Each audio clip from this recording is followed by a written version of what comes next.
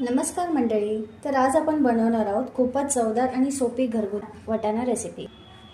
ही recipe भाजी, चपाती, भातासोबत एकदम perfect लागते. कमी साहित्यात अगदी हॉटेल स्टाईल टेस्ट मिळेल अशी ही वाटाण्याची रेसिपी, वाटाणा ग्रेव्ही तुम्हीही एकदा नक्की ट्राय करून बघा.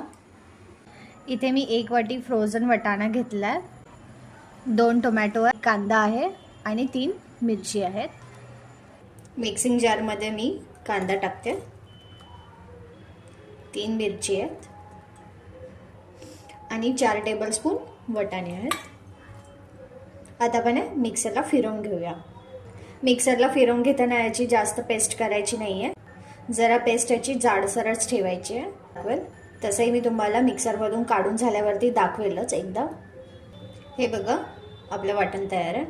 2 टोमॅटो पण टाकते. या टोमॅटोंची प्युरी बनवायची आहे. टोमॅटोची प्युरी झाली आहे. इथे मी पॅनमध्ये तेल तापत ठेवलं, याच्यामध्ये मी जिरा ॲड करते, 1 दालचिनी, अद्रक लसूणची पेस्ट. आता वाटाणा आणि कांद्याची पेस्ट ॲड करते, मीठ ॲड करते. आपलं मिश्रण तेल सोडायला लागलं. आता आपण याच्यात टोमॅटोची प्युरी ॲड करून घेऊया.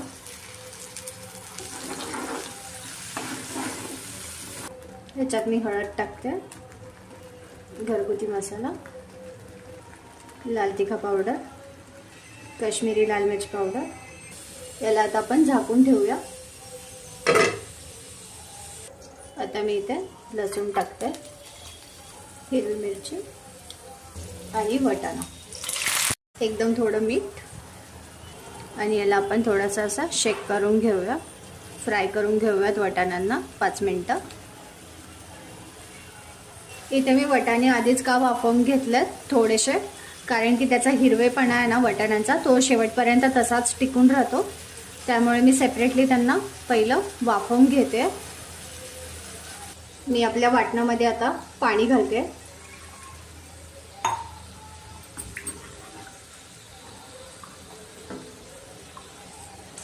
पाणी घालून याला झाकून ठेवूया आणि 5 मिनिटांनंतर बघूया. झाकण ठेवलं. आता 5 मिनिटांनंतर बघूया. झाकण ओपन करून बघूया. आता चांगली तरी आलेली आहे. आता आपला वाटाण्याचा ह्याच्यामध्ये ॲड करूया.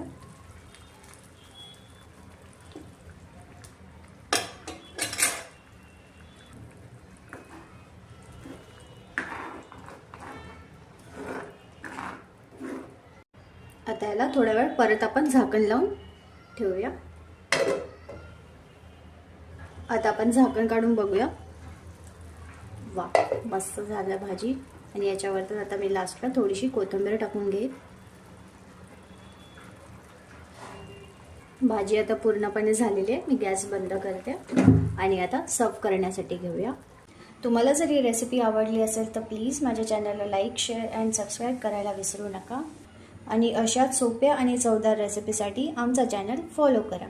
थँक्यू.